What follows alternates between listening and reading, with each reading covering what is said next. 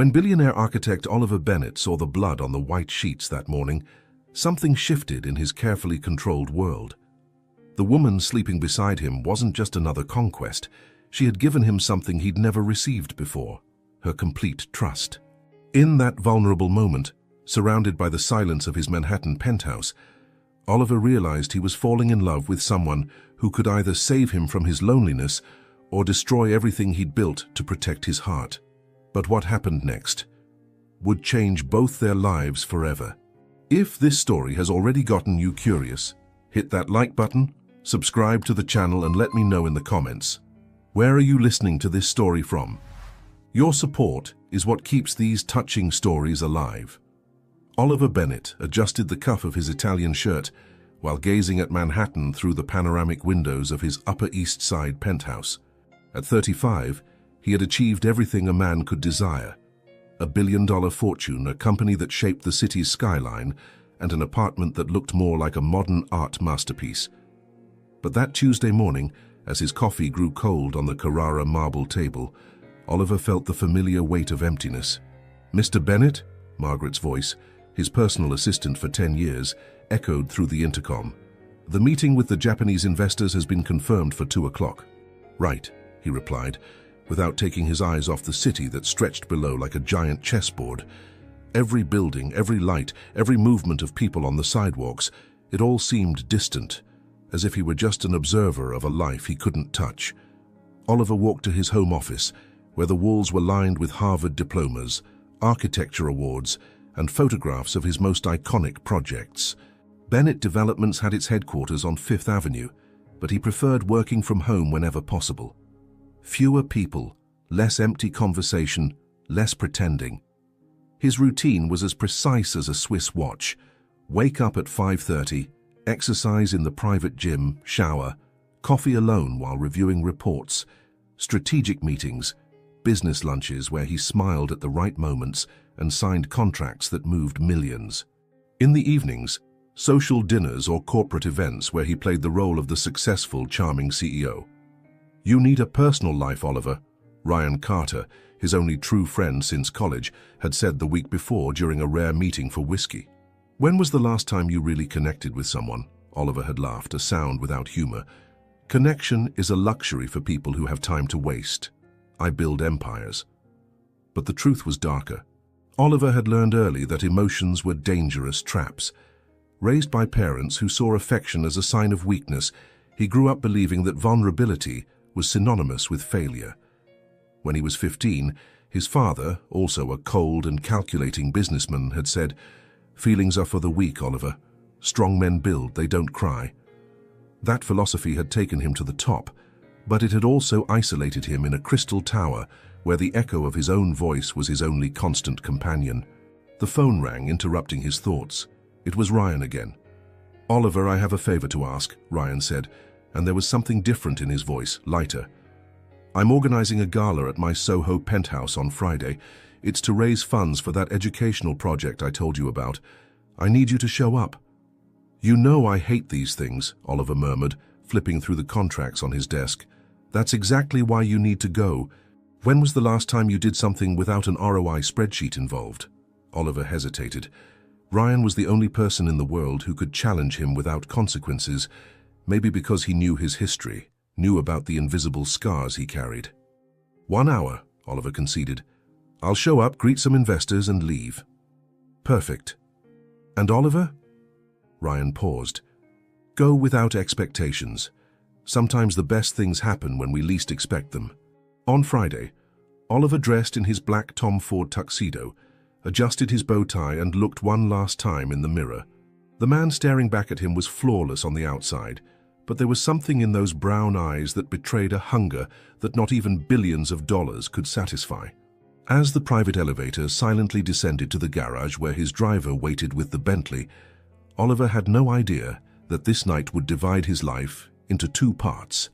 Before and after meeting someone who would make him question everything he believed about strength, vulnerability, and the true meaning of building something that actually mattered.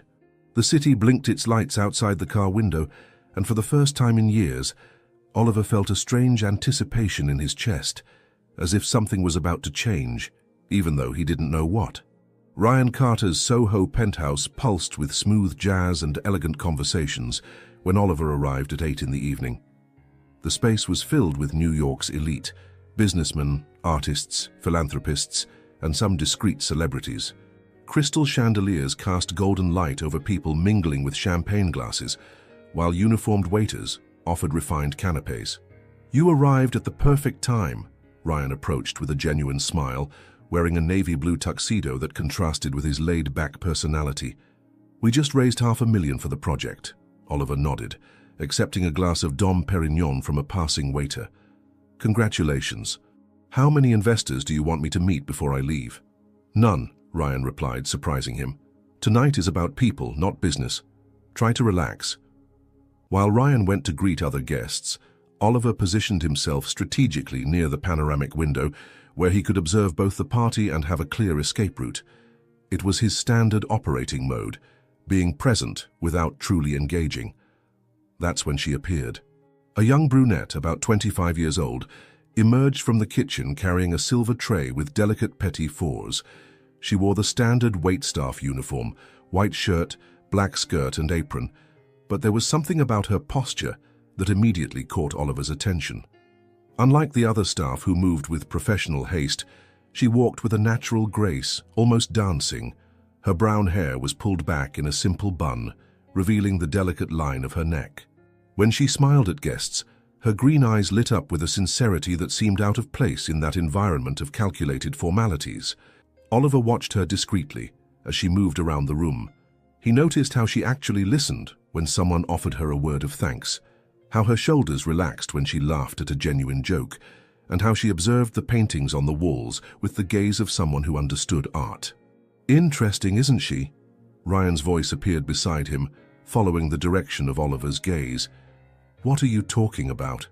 Oliver tried to sound casual, but Ryan knew him too well. "Amelia Brooks, architecture student at Columbia, works part-time at events like this to pay for her studies. And before you ask, yes, she's single." Oliver frowned. "I didn't ask anything like that." "You didn't need to. It's the first time in years I've seen you look at someone with genuine interest." At that moment, as if sensing they were talking about her, Amelia looked in their direction. Her eyes met Oliver's across the crowded room, and for a second that felt eternal. The world around them seemed to slow down. She offered a shy smile before looking away, a slight pink tinge coloring her cheeks. "Are you going to talk to her or just stand there like a teenager?" Ryan teased. Oliver took a sip of champagne, trying to regain his usual composure. "I don't know what you're talking about," but the truth was that something had stirred in his chest when she smiled. A strange sensation, as if a long-locked door had cracked open just a sliver. 20 minutes later, Oliver found an excuse to approach the dessert table, where Amelia was rearranging the sweets. Up close, he could see small freckles scattered across her nose, and noticed she wore a simple silver ring on her index finger. "Busy night?" he asked, surprising himself with the casual tone of his own voice. Amelia looked up, and again that meeting of eyes made something strange happen in Oliver's stomach. "Actually, no," she replied, her voice carrying a soft accent, maybe from the Midwest. "It's interesting to observe how people behave at events like this. It's almost like studying social architecture." The answer caught him off guard. He expected a polite, superficial response, not an intelligent observation. "Social architecture," he repeated, genuinely curious. "The way people group together, move through space, interact," she explained, gesturing slightly. "It's like there's an invisible floor plan that determines where each type of conversation happens. You, for example, chose to position yourself near the window, a spot with a good overview but also with a strategic exit." Oliver laughed, a sound that hadn't come from his throat in months. "You analyzed me." "Sorry," she blushed again. "It's a bad habit. I spend so much time studying how spaces influence human behavior that sometimes I forget people might not like being observed." "I don't mind," he said, and realized it was true. "I'm Oliver, by the way." "Amelia," she replied, extending her hand. When he shook it, her skin was surprisingly soft, and her handshake firm. "Where do you study architecture?" "Columbia. Final year, finally," she smiled. "And you?" Let me guess.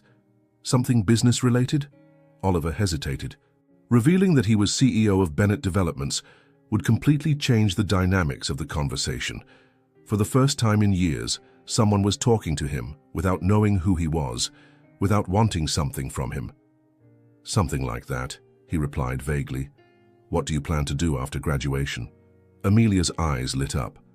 I want to design houses that matter, not mansions for millionaires, but real homes for ordinary people, spaces that make families feel safe, connected. She stopped, seeming to realize she had said too much. Sorry, I get carried away when I talk about this. Don't apologize, Oliver said, and there was something in his voice that made her look at him more carefully. It's rare to find someone who talks about architecture with passion. Before she could respond, another waiter approached, informing her that they needed help in the kitchen. Amelia excused herself, but before walking away, she looked at Oliver once more. It was a pleasure meeting you, Oliver. The pleasure was mine, Amelia. As he watched her walk away, Oliver felt something he hadn't experienced in years, genuine curiosity about another person. And for the first time since arriving, he wasn't thinking about leaving. For 3 consecutive days, Oliver tried to focus on his business meetings, but the image of Amelia Brooks persisted in his mind like a melody he couldn't stop humming. Sitting at his mahogany desk at Bennett Developments, signing million-dollar contracts, he found himself thinking about the genuine sparkle in her green eyes, the way she had talked about architecture with a passion he had lost long ago. Thursday morning, Margaret entered his office with the day's agenda. Mr. Bennett, you have a meeting with the Miami project architects at 10, lunch with the Korean investors at noon, and... Margaret, Oliver interrupted her, turning his chair to face her. I need some information. She raised an eyebrow. In 10 years of working together, he rarely asked for personal information about anyone. The student who worked at Ryan's party last Saturday. Amelia Brooks. Where does she work? Margaret showed no surprise, but Oliver noticed a small smile at the corner of her lips. I'll find out, sir. 2 hours later, Oliver had the address. Books and Brew, a cafe in Brooklyn Heights, 5 blocks from Columbia University. It was a place he would never frequent under normal circumstances, small, unpretentious, frequented by students and local artists. Friday at 3 in the afternoon, Oliver told his driver he had a meeting in Brooklyn and asked to be dropped off 2 blocks from the cafe. He didn't want the Bentley to draw unnecessary attention.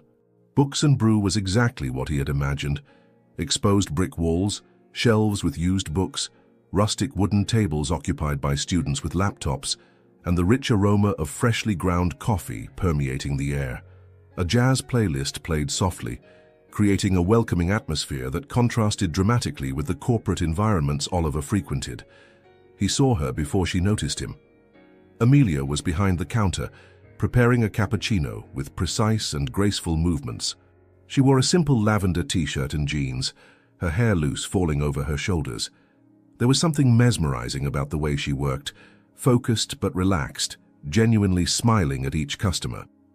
Oliver waited in line, watching her interact with people. She knew many by name, asked about exams, projects, families. The difference between her work here and the party was clear. Here, she was at home. Can I help you? Amelia looked up when his turn came, and her eyes widened slightly as she recognized him. Oliver, what a surprise. Hi, Amelia. He felt an inexplicable satisfaction seeing the smile that spread across her face. I was in the area for a meeting and thought I'd grab some coffee. It was a blatant lie. He had cancelled 2 meetings to be there. What do you recommend? He asked, looking at the handwritten menu on a blackboard. Depends on your mood, she replied, leaning her elbows on the counter. If you're feeling adventurous, we have an Ethiopian blend that will change your perspective on coffee. If you want something familiar, our cinnamon cappuccino is foolproof. I'll trust your judgment. Adventurous it is, then.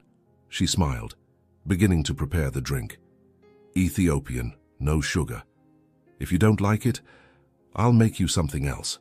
While she worked, Oliver observed her hands, delicate but sure, with a small scar on her left thumb. There was something deeply attractive about her quiet competence. How's school going? He asked. Intense. I'm finishing my final project, a housing complex that's both sustainable and affordable. She paused, measuring whether she should continue. It's frustrating sometimes. The professors want innovative designs, but when I suggest something ordinary people can afford, they say it's not ambitious enough. Oliver frowned. Making architecture accessible isn't ambitious. Exactly. Her eyes lit up. Anyone can design a $10 million mansion, but creating a dignified and beautiful space with a limited budget, now that's a challenge. She finished the coffee and slid the cup across the counter. Their fingers touched briefly during the transfer, and Oliver felt an electric current run up his arm. He tasted the coffee, and his eyes genuinely widened. It was unlike anything he had ever tasted. Complex, with fruity notes and a surprisingly sweet finish. Impressive, he said. You have good taste. For coffee and architecture, she laughed. Those are my specialties. A couple of students approached the counter, interrupting the conversation. Oliver stepped aside but didn't leave. He chose a corner table from where he could watch her work. He pretended to read emails on his phone, but was actually memorizing every gesture, every smile she offered to customers. 40 minutes later, during a lull in business, Amelia approached his table with a slice of carrot cake. On the house, she said, sitting in the opposite chair, to celebrate your conversion to Ethiopian coffee. Thank you. Oliver tasted the cake and made an expression of genuine approval. Do you make this here? My mom does. She provides some pastries for the cafe. Amelia hesitated, then continued. Actually, she's the one who taught me to make coffee. She used to say each cup was a small work of art, a way to take care of people. She sounds wise. She is. Raised me and my sister alone in Queens, always teaching us that honest work and kindness were worth more than any amount of money. Oliver felt something tighten in his chest. The simplicity with which she talked about values, family, purpose, it was a completely different world from his. And your father? He asked gently. Amelia's smile faltered slightly. He left us when I was 12. Said he wasn't ready to be responsible for a family. She shrugged, but Oliver caught the old pain behind the casual gesture. It was better that way. My mom was always stronger than the three of us combined. Oliver remained silent, processing the information. His own childhood had been materially privileged, but emotionally barren. Amelia's experience was the opposite, without resources, but rich in love and support. Sorry, she said, seeming to realize she had shared too much. I don't know why I'm telling you this. Maybe because I'm a good listener, Oliver replied, surprising himself with his honesty. They sat in comfortable silence for a moment, looking at each other across the small wooden table. Oliver felt something shifting inside him, as if a carefully constructed wall was developing its first crack. I need to get back to work, Amelia said finally, standing up, but it was great seeing you again. Amelia, Oliver called as she was walking away. Can I come back tomorrow? She smiled, and it was like the sun had risen on her face. I'd really like that. As he walked back to where his driver was waiting, Oliver felt something he hadn't experienced in decades, anticipation for the next day. And for the first time in his adult life, he wasn't planning strategies or calculating outcomes. He was simply looking forward to a conversation, a smile, another cup of coffee prepared by hands that seemed to carry all the kindness missing from his world. What started as a casual visit to Books and Brew turned into a daily ritual for Oliver. For 2 weeks, he invented excuses to be in Brooklyn. Fictional meetings, visits to non-existent properties, anything that would justify that 40-minute stop that had become the most important part of his day. Amelia began setting aside a corner table for him, always with a view of the counter where she worked. She had discovered he preferred Ethiopian coffee without sugar and always brought him a glass of ice water without being asked. Small gestures of attention that made Oliver's chest tighten in a strange and wonderful way. Do you work in Manhattan? Amelia asked on a rainy Tuesday, sitting with him during a break. Oliver had noticed that she always found time to chat, even on the busiest days. Yes, he replied, turning the cup between his hands. Real estate. It was technically true, though dramatically understated. Oliver still hadn't found the courage to reveal exactly who he was. There was something precious about the way she treated him. Like Oliver, simply Oliver, not like the billionaire CEO of Bennett Developments. Must be interesting, she said. What kind of projects? Mostly commercial, Skyscrapers, corporate complexes. He paused, studying her expression. Nothing as noble as your affordable housing plans. Amelia laughed, shaking her head. It's not about nobility. It's about purpose. Can I show you something? She went to her backpack hanging behind the counter and returned with a worn sketchbook. The pages were filled with detailed drawings, floor plans, elevations, perspectives of residential buildings. This is my final project, she explained, opening to a specific page. 2-bedroom units, each with a small balcony, common area on the ground floor with a community garden. The cost per unit would be 60% lower than the city average. Oliver studied the drawings, impressed despite himself. The design was smart, efficient, but didn't sacrifice beauty for functionality. There was a humanity in the spaces that he rarely saw in commercial projects. How did you manage to reduce the cost so much? He asked, genuinely curious. Amelia's eyes lit up. Local materials, modular design that allows mass production, sustainable systems that reduce long-term operational costs. She turned the page, showing technical details. Most architects think profit first, need second. I flipped that equation. Oliver remained silent, absorbing not just the project, but the passion with which she spoke. When was the last time he had gotten so excited about any work? When had he stopped seeing buildings as investments and started seeing them as homes? Can I ask you something? Amelia closed the notebook, hesitant. What drew you to real estate? It was a simple question, but it hit Oliver like a punch to the stomach. Why had he chosen that path? Financial success? His father's approval? Or had it been an escape from something deeper? Honestly, he said, surprising himself with his own honesty, I think I got lost along the way.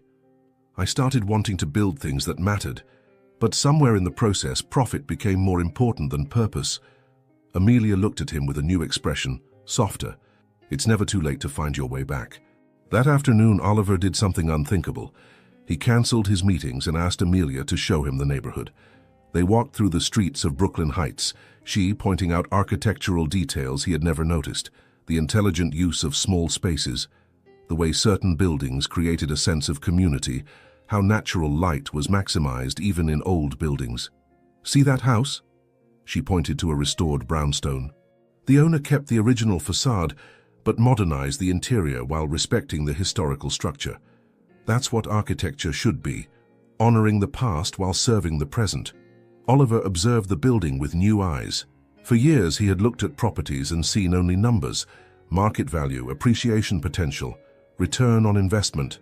Through Amelia's eyes, he was beginning to see history, community, life. You have a gift, he said, when they stopped at a small square where children played while their parents chatted on benches.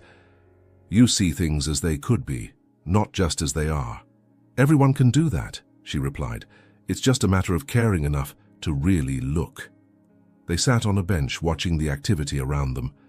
Oliver felt a strange peace, different from the satisfaction he felt when closing big deals. It was something deeper, more real. Amelia, he said, turning to face her, would you like to have dinner with me tomorrow, somewhere special? She hesitated, and he saw a shadow of insecurity cross her face. Oliver, I don't know if that would be appropriate. We're from different worlds. Are we? He asked gently. Because talking to you, I feel more like myself than I have in years. Amelia studied him, as if trying to decipher something in his eyes. There are things about me you don't know. I'm not sophisticated like the people in your social circle. And there are things about me you don't know either, Oliver replied. But that doesn't change the fact that when I'm with you, the world makes sense in a way it didn't before. She remained silent for a long moment, watching the children play. Finally, she turned to him with a small but genuine smile. Okay, but somewhere simple. You don't need to impress anyone. Oliver smiled, feeling something warm spreading through his chest. I know the perfect place. As they walked back to the cafe, he realized that for the first time in decades, he wasn't thinking about strategies or calculating next moves. He was simply present, walking beside a woman who had begun to change his perspective on everything he thought he knew about himself, and that both scared and thrilled him in equal measure. Oliver spent 2 hours choosing the perfect restaurant for dinner with Amelia. He ruled out the places where he usually took clients, Too formal, too expensive, too performative. Finally, he chose a small Italian place in the West Village, known for its authentic food and intimate atmosphere, away from Manhattan's social spotlight. When he arrived to pick her up at the cafe at 7 o'clock on Friday evening, Oliver felt his heart race. Amelia wore a simple navy blue dress that brought out the color of her eyes, and she had let her hair down, falling in soft waves over her shoulders. She was nervous. He could tell by the way she fidgeted with the strap of her small purse. "You look beautiful," he said, and noticed how she blushed slightly at the compliment. "Thank you. You also look very elegant." Dinner was a revelation. They talked about everything: architecture, books, trips they dreamed of taking, childhood memories. Oliver discovered that Amelia spoke 3 languages, that she had learned to play guitar to calm herself while studying, and that her biggest fear was not being able to make a difference in the world. "And you?" she asked, delicately cutting her mushroom risotto. "What's your biggest fear?" Oliver paused, fork in the air. No one had ever asked him that question. "Dying without having really lived," he replied, surprising himself with his honesty. "Getting to the end and realizing I built an entire life based on other people's expectations." Amelia watched him with a new intensity. "Is that why you seem so lonely sometimes?" The question hit him like lightning. "I seem lonely. Not sad," she clarified quickly. "But like there's a distance between you and the rest of the world, like you're always watching from the outside." Oliver fell silent, processing the observation. It was exactly how he felt, but he had never been able to articulate it. After dinner, they walked through the village, passing small art galleries and bookstores still open. The conversation flowed naturally, punctuated by moments of comfortable silence. When they reached Oliver's building, he hesitated. "Would you like to come up? I can show you some projects I'm working on." Amelia studied him, and he saw the exact moment she made her decision. "Yes, I'd like that." The penthouse left Amelia speechless. She walked slowly through the living room, observing the panoramic windows, the minimalist decoration, the carefully selected artwork. "Oliver," she said softly, "what kind of work do you do exactly?" The moment of truth had arrived. Oliver took a deep breath. "I'm CEO of Bennett Developments, an architect by training, a businessman by circumstances." Amelia stopped walking, slowly turning to face him. "Bennett Developments. The Oliver Bennett." He nodded, preparing to see the dynamic between them change completely. "Why didn't you tell me before?" she asked, but her voice carried no anger, only curiosity. "Because I liked the way you looked at me before knowing who I was," he replied honestly. "Like I was just Oliver." Amelia walked to the window, observing the illuminated city below. "All those buildings," she murmured. "You built them?" "Some. My company, yes." She remained silent for a long moment. Oliver approached, stopping behind her. "Does it change anything?" he asked. Amelia turned, and there was something different in her eyes, not disappointment, but a deeper understanding. "It explains a lot," she said. "The loneliness you carry. It must be hard never knowing if people want to be with you or with your money." Oliver felt something unravel in his chest. She had understood, without judgment, without changing the way she looked at him. "You're the first person in years who sees me as I am," he whispered, moving closer. "And who are you, Oliver?" The question hung between them, loaded with possibilities. Oliver raised his hand, gently touching her face. "I'm discovering that with you." The kiss was inevitable, soft at first, then more intense as she responded. There was something different about that touch. It wasn't just physical desire, but a connection Oliver had never experienced. They moved slowly toward the bedroom, stopping several times to kiss, to look at each other as if they wanted to memorize every moment. Amelia trembled slightly, and Oliver realized she was nervous. "We have time," he murmured against her lips. "We don't need to." "I want to," she whispered back. "It's just that I've never—" "You would be the first." Oliver stopped completely, pulling back to look into her eyes. "Amelia, are you sure?" "I am," she replied, touching his face. "I trust you." The word trust echoed in his mind as they made love with a tenderness Oliver didn't know he was capable of feeling. Every touch was reverent, every kiss a silent promise. When Amelia buried her face in his neck, whispering his name like a prayer, Oliver felt something fundamental changing inside him.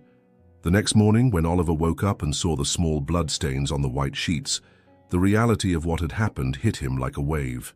Amelia had given him something that could never be returned or replaced, her first time, her complete trust, her absolute vulnerability.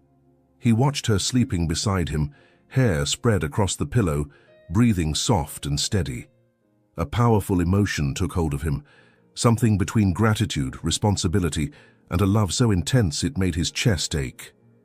"Good morning," Amelia murmured, opening her eyes and smiling shyly. "Good morning," he replied, kissing her forehead. "How are you feeling?" "Different," she admitted, blushing. "Good, different." Oliver pulled her closer, knowing that this morning marked a before and after in his life. For the first time, someone had trusted him completely, without reservations, without power games. And that trust both scared and inspired him in equal measure. "Amelia," he said softly, "I want you to know that you changes everything for me." She looked at him with those green eyes that seemed to see directly into his soul, and smiled with a wisdom that went beyond her years. "For me too, Oliver. For me too." 3 weeks after that transformative night, Oliver woke up on a Saturday morning with a strange feeling in his chest, something that took him a few minutes to identify as anxiety, not the kind of nervousness he felt before big presentations or million-dollar negotiations, but something deeper and more vulnerable. Amelia had invited him to lunch at her mother's house in Queens. "She's curious to meet the man who's been making me smile so much lately," Amelia had said, playing with his fingers while they lay in his bed the night before. Oliver, who had dined with company presidents and closed deals with some of the most powerful men in the world, was terrified at the prospect of meeting Mary Brooks, a retired nurse who had raised 2 daughters alone. "What if she doesn't like me?" he had asked, surprising Amelia with the vulnerability in his voice. "Impossible," she had replied, kissing his neck. "She'll love you as much as I do." The word love had hung in the air between them. Neither had said it yet, but Oliver felt the feeling growing in his chest like something alive and powerful. Queens was a completely different world from Manhattan. Oliver asked his driver to drop him off 2 blocks away. The Bentley would be about as subtle as an alien in that neighborhood of small houses and gardens tended with love. The Brooks house was a 2-story building painted light yellow with a small porch where flower boxes overflowed with red geraniums. There was something immediately welcoming about it, as if it embraced whoever approached. Amelia greeted him at the door wearing jeans and a cotton blouse, her hair pulled back in a casual ponytail. She was radiant, and Oliver felt that familiar pang in his chest that always came with seeing her. "Ready for this?" she asked, intertwining her fingers with his. "Now or never," he replied, but his voice betrayed his nervousness. Mary Brooks was a more mature version of Amelia. Same penetrating green eyes, same graceful posture, but with graying hair pulled back in a bun and hands that told the story of decades caring for other people. "So you're Oliver," she said, studying him with the direct frankness that only mothers possess. "Amelia talks about you so much I already know your preferred coffee brand." Oliver laughed, extending his hand, but Mary surprised him by pulling him into a warm hug. "No formalities here, dear. Welcome to our home." The house was small, but every inch radiated love and history. Family photographs covered all available surfaces, plants thrived in every window, and there was a comforting smell of something baking in the oven. "Amelia told me you work in construction," Mary said as she led them to the kitchen. "Must be interesting creating spaces for people to live in." Oliver exchanged a glance with Amelia. They had decided not to mention exactly how big his company was until Mary got to know him better. "It is," he replied, "though lately I've been questioning whether I'm building the right kinds of spaces." Mary stopped, turning to look at him with renewed interest. "How so?" Oliver hesitated, then decided to be honest. "I spend so much time focused on profits that sometimes I forget houses are for people, not investors." "Smart," Mary nodded with approval. Many businessmen never learn that lesson. During lunch, a homemade beef stew that rivaled any 5-star restaurant dish Oliver had ever tasted, he found himself relaxing in a way he hadn't experienced in decades. The conversation flowed naturally. Mary asked about his work with genuine curiosity, shared hilarious stories about Amelia's childhood antics, and talked about her years as a nurse with a passion Oliver recognized. "Did you always want to be a nurse?" he asked. "Since I was little," Mary smiled. "My mother used to say I put band-aids on every broken doll in the neighborhood, but being a single nurse with 2 small daughters—" She shook her head. "There were difficult times. How did you manage?" Oliver asked, genuinely curious. "One day at a time, and always remembering that my daughters were watching how I handled challenges. I wanted them to see a strong woman, not a victim." Oliver looked at Amelia, who was smiling with obvious pride in her mother. He began to understand where Amelia's inner strength came from, her determination to make a difference in the world. After lunch, Mary showed him old photo albums.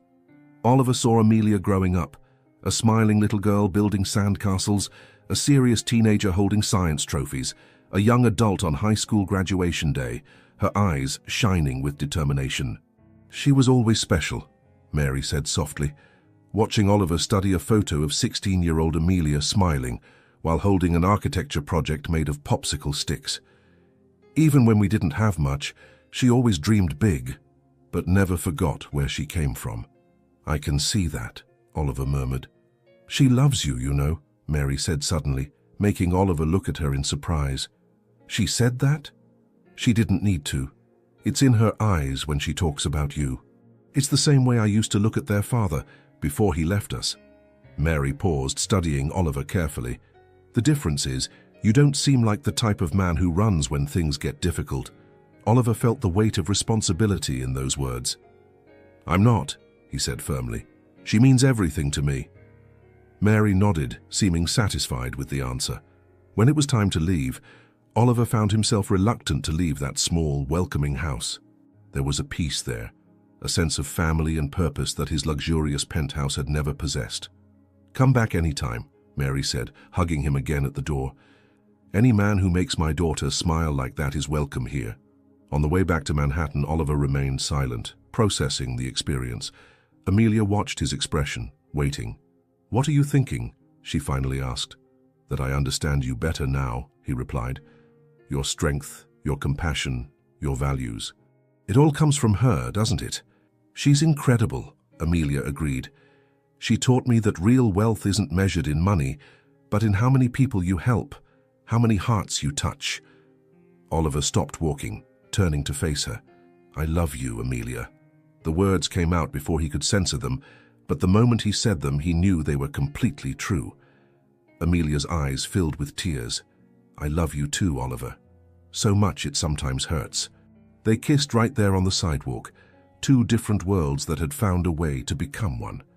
And Oliver knew with absolute certainty that this extraordinary woman had changed not just his life, but his soul.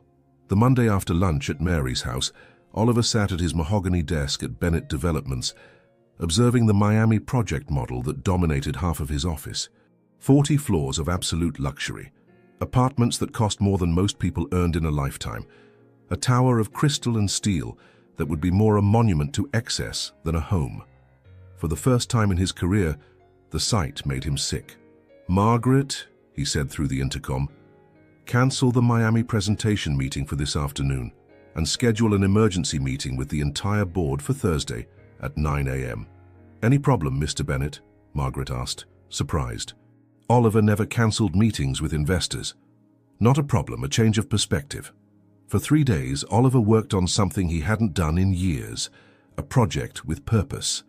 Inspired by conversations with Amelia and the welcoming simplicity of Mary's house, he began sketching a completely different vision for Bennett Development's future. Thursday morning, the 40th floor conference room was tense. The 5 board members, men in impeccable suits with skeptical expressions, waited impatiently while Oliver connected his laptop to the projector. "Gentlemen," Oliver began, "I want to talk about our company's future. I hope it's about how we're going to increase the profit margin on the Miami project," said Richard Hendricks, the financial director, a 50-year-old man who saw numbers where others saw dreams. "Actually, Richard, it's about something bigger than profit." Oliver clicked the remote, and the first image appeared on screen. Statistics about New York's housing crisis. "Oliver," interrupted James Morrison, the most senior director, "don't tell me you brought us here to talk about social issues." That's exactly what I came to talk about, Oliver replied calmly. Did you know that 70% of young professionals in New York can't afford a decent apartment? That families are being pushed out of the city because there are no affordable options? So what? Richard crossed his arms. We're not an NGO, Oliver. We're a company. Our responsibility is to shareholders. Our responsibility, Oliver said, advancing to the next slide, should be to the communities where we build.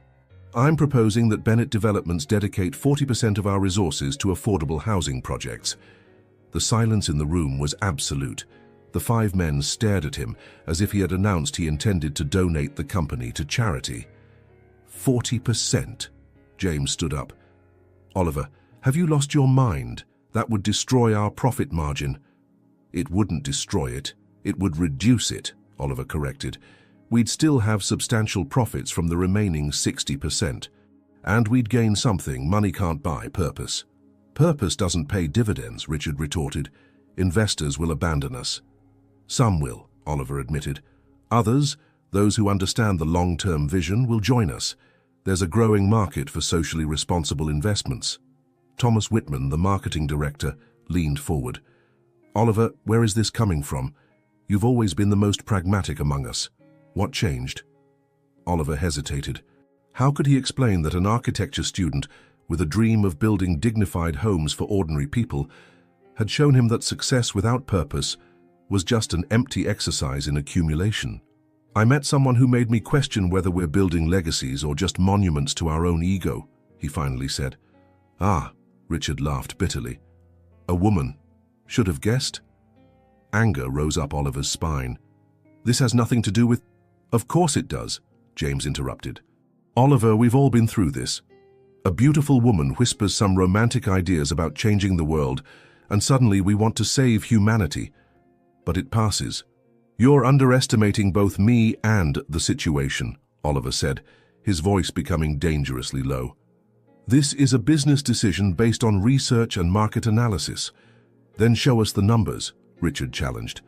Oliver spent the next hour presenting case studies, financial projections, examples of other companies that had successfully integrated social responsibility. He had done his homework, but he could see from the directors' faces that they had already made their decision. Oliver, James said when the presentation ended, we admire your enthusiasm. But the board cannot support such a radical change in the company's direction. What if I make this a condition for my remaining as CEO? Oliver asked. Silence returned, more tense this time. You wouldn't do that, Thomas finally said. Want to bet? Oliver stood up, closing the laptop. Gentlemen, I've been building this company for the last 15 years. I know every investor, every project, every operational detail. Without me, you have a valuable company but no soul. And without us, you have good intentions, but no capital, Richard retorted. Oliver smiled, but it was a humorless smile. You underestimate my ability to find investors who share this vision. I have 1 week to think about the proposal. I ask that you do the same. He left the room, leaving 5 stunned men behind. That night, Oliver met Amelia at Books and Brew. She was studying for an exam, books scattered across the small table, an expression of intense concentration on her face. When she saw him, her face lit up. How was your day? She asked, putting away her books to give him her full attention. Oliver told her about the meeting, about the board's resistance, about the ultimatum he had given. Amelia listened without interruption, holding his hand across the table. Are you sure about this? She asked when he finished. Because if you're doing it for me... I'm not, Oliver interrupted. I'm doing it for me, for us, for the man I want to be when I wake up next to you every morning. Amelia smiled, bringing his hand to her lips and kissing it gently. Whatever their decision, I'll be by your side. What if I lose everything? Then we'll rebuild together, she replied without hesitation, with a better purpose. Oliver looked into her eyes and saw not just love, but an unshakable faith in who he could become. And he knew that regardless of what happened with Bennett Developments, he had found something much more valuable than any financial empire. A partner who believed in the best version of himself. The change had already begun, and there was no going back. 2 months had passed since the ultimatum in the boardroom, and Oliver had learned that personal revolutions rarely follow corporate timelines. The Bennett Developments Board had partially given in. They agreed to 25% of resources dedicated to social projects, a victory that Amelia had celebrated as if he had conquered the world. "You don't understand," she had said, dancing around his penthouse kitchen while they prepared dinner together. 25% of a company your size can change thousands of lives. Watching her season the salad with the same loving attention she dedicated to everything she did, Oliver knew he was ready to ask the question he had been mentally rehearsing for weeks. It was a sunny Tuesday in fall when he found her at Columbia University, sitting under a century-old oak tree in the main quadrangle. She was reviewing her final project, papers scattered on the grass around her like white petals. Sunlight filtered through the golden leaves, creating dancing patterns in her loose hair. "How's the future of American affordable housing?" Oliver asked, sitting down beside her. "Evolving," Amelia smiled, showing him the latest drawings.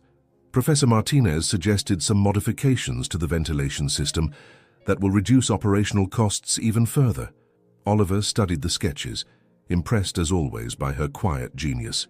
In 6 months of dating, he had learned that Amelia's mind worked uniquely. She saw solutions where others saw only problems. "Amelia," he said, his voice carrying a weight that made her look up from the papers. "Can I ask you something?" "Of course." She straightened up, sensing something different in his tone. Oliver took a deep breath, feeling his heart race in a way that hadn't happened since his first investor presentations decades ago. "In all these months together, you've fundamentally changed who I am," he began, the words coming out softer than he had planned. "Before I met you, I built buildings. Now, thanks to you, I'm learning to build a life that matters." Amelia lowered the papers completely, her green eyes fixed on him with an intensity that made the rest of the campus disappear. "You taught me that architecture isn't about impressing people, but about sheltering them. That success isn't measured only in profits, but in how many lives you touch positively." Oliver took her hands, feeling how they trembled slightly. "More importantly, you showed me that a man can be strong and vulnerable at the same time." "Oliver," she whispered, but he shook his head gently. "Let me finish, please." He smiled, caressing her fingers with his thumbs. "I used to think love was weakness, that opening your heart was an unacceptable business risk. But you proved to me that loving someone completely doesn't make you weaker. It makes you braver." Tears began to form in Amelia's eyes, and she squeezed his hands.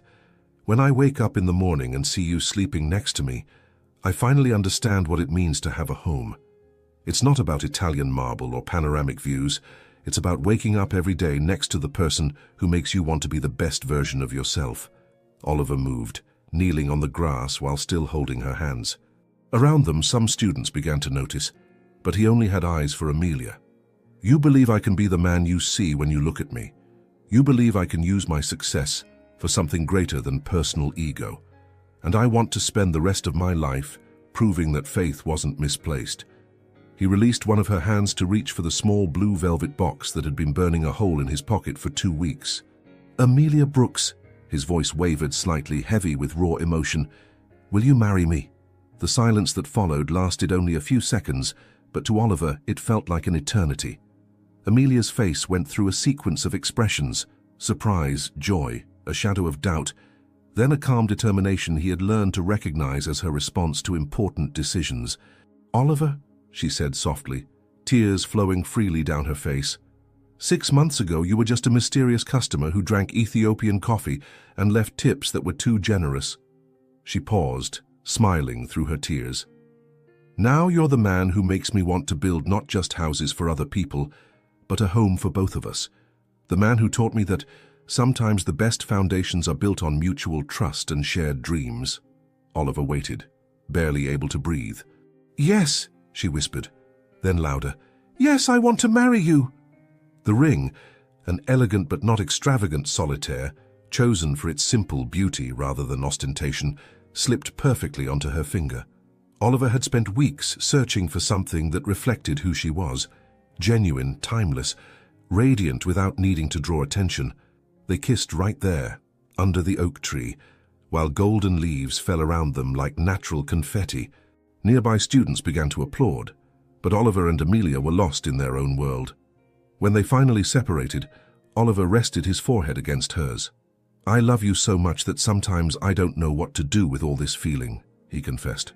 "You use it to build us a beautiful life," Amelia replied, kissing him again, one brick at a time. As they remained sitting on the grass, surrounded by Amelia's architectural projects and the dreams they had begun to weave together, Oliver knew that this moment under the tree would forever be the landmark of the day when two different worlds officially decided to become one. And for the first time in his life, he wasn't planning the next strategic move. He was simply present, completely happy, holding the hand of the woman who had transformed his lonely existence into a life worth living. 6 months of engagement had passed like a whirlwind of planning, not just for the wedding, but for the future that Oliver and Amelia were building together. The project that had been born from her dreams and his resources was finally becoming reality. And as Oliver watched the groundbreaking ceremony for Hope Residences in Reston, Virginia, he felt a deep satisfaction that no luxury skyscraper had ever given him. "Ready for this?" Amelia asked, adjusting his tie as they prepared to cut the official ribbon. She wore a professional blue dress, but her eyes sparkled with the excitement of a child on Christmas morning. "More than ready," Oliver replied, kissing her forehead. "This is your moment, Amelia, your dream becoming reality." "Our dream," she corrected, intertwining her fingers with his. "None of this would be possible without you believing in me."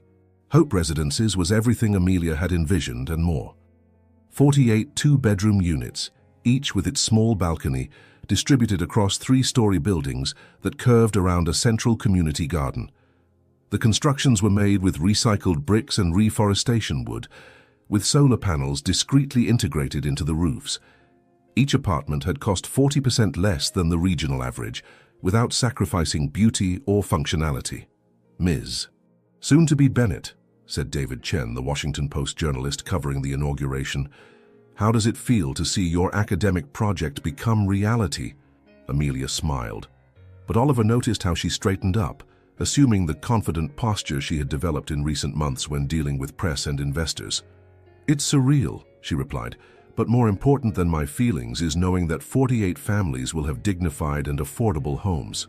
Teachers, nurses, firefighters, people who keep our communities running but are often excluded from the real estate market. And Mr. Bennett," the journalist turned to Oliver, "some critics say this is just a public relations move. How do you respond to that?" Oliver laughed, a genuine and relaxed sound that contrasted with the calculated responses he used to give to the press. "David, I can understand the skepticism. For 15 years, I only built for those who could pay premium prices." He looked at Amelia, then at the buildings around them. "But profit without purpose is just accumulation. I discovered there's something much more rewarding about building communities than building monuments to ego." The official ceremony was small but meaningful. The mayor of Reston, several families who would move into the complex, some investors who had embraced Bennett Development's social vision, and Mary Brooks, who had insisted on being present to see her daughter's dream come true. "When Amelia was little," Mary said during her brief speech, "she built houses with wooden blocks but always included small gardens and spaces where the dolls could talk to each other. She told me that houses weren't just for sleeping, but for living and connecting." Oliver watched Amelia discreetly wipe away a tear as she listened to her mother. Hope Residences represents exactly that, not just housing, but homes where families can grow and communities can flourish. When it was time to cut the ribbon, Oliver insisted that Amelia go alone. "This is your victory," he whispered. "No," she replied firmly, pulling him beside her. "We're partners. In everything." They cut the ribbon together, and as the small crowd applauded, Oliver felt something that took him a moment to identify. Pride. Not the superficial kind he felt when he saw his name on commercial buildings, but a deep and genuine pride in having helped create something that truly mattered. After the ceremony, they walked through the complex, visiting model apartments and talking with some of the first families to move in. Oliver watched Amelia interact with a single mother and her 2 young children, kneeling down to be at the children's height while explaining how the community garden worked. "You can plant anything you want," she told the 6-year-old boy. "Tomatoes, flowers, even a small tree if you take good care of it." "A real tree?" the boy asked, his eyes widening. A real tree, Amelia confirmed. And when you grow up, it will grow up with you. Oliver felt that familiar pang in his chest, watching the interaction. Amelia had a natural gift for making people feel important, heard, valued. It was a quality he was learning to cultivate in himself. Later, as they drove back to Washington, D.C., they remained in contemplative silence for a few minutes. "What are you thinking about?" Amelia asked, watching the landscape through the window. "About how my life has changed," Oliver replied honestly. "A year ago, I was sitting in meetings discussing profit margins and investment returns. Today, I saw a child discover he can plant a tree in his backyard." "And which one made you happier?" Oliver laughed. "I don't even need to answer that, do I?" "No," Amelia smiled, reaching across the center console to hold his hand. "But I like hearing you say it." "The tree," he said without hesitation. "Definitely the tree." When they arrived home, they had moved to a smaller, more welcoming apartment on the Upper West Side, a middle ground between her world and his. Oliver stopped before they entered the building. "Amelia," he said, turning to face her under the soft light of the street lamp. "Thank you." "For what?" "For showing me the difference between building structures and building homes. For teaching me that true success is measured in lives touched, not dollars accumulated." He gently touched her face. "For saving me from an empty life disguised as success." Amelia rose on her tiptoes, kissing him softly. "You saved yourself, Oliver. I just showed you where to find the door." As they went up to their home, Oliver knew that Hope Residences was just the beginning. There was a growing list of projects waiting, communities that needed dignified housing, families that deserved the chance to plant their own trees. And he could barely wait to build it all alongside the woman who had transformed his empire of concrete and steel into a legacy of hope and home. A year had passed since the inauguration of Hope Residences, and Oliver Bennett woke up on a Sunday morning in December with sunlight filtering through the linen curtains of the Upper West Side apartment that he and Amelia had transformed into home. It was a residence that would never grace the cover of architecture magazines. Just 3 bedrooms, a kitchen where they cooked together, and a living room where architecture books mixed with plants that Amelia tended with the same dedication she gave to her projects. The smell of coffee and pancakes floated through the air, and Oliver smiled before even fully opening his eyes. Amelia, now his wife of 6 months, had developed the habit of waking up early on Sundays to prepare what she lovingly called lazy breakfast, elaborate meals they savored without hurry, planning the week and dreaming about the future. "Good morning, architect," Amelia said when he appeared in the kitchen, still in pajamas, hair disheveled. She wore one of his oversized t-shirts and shorts, her hair pulled back in a messy bun, and Oliver felt that familiar wave of gratitude for having this sight every day. "Good morning, Mrs. Bennett," he replied, hugging her from behind as she flipped pancakes. "How did the future mother sleep?"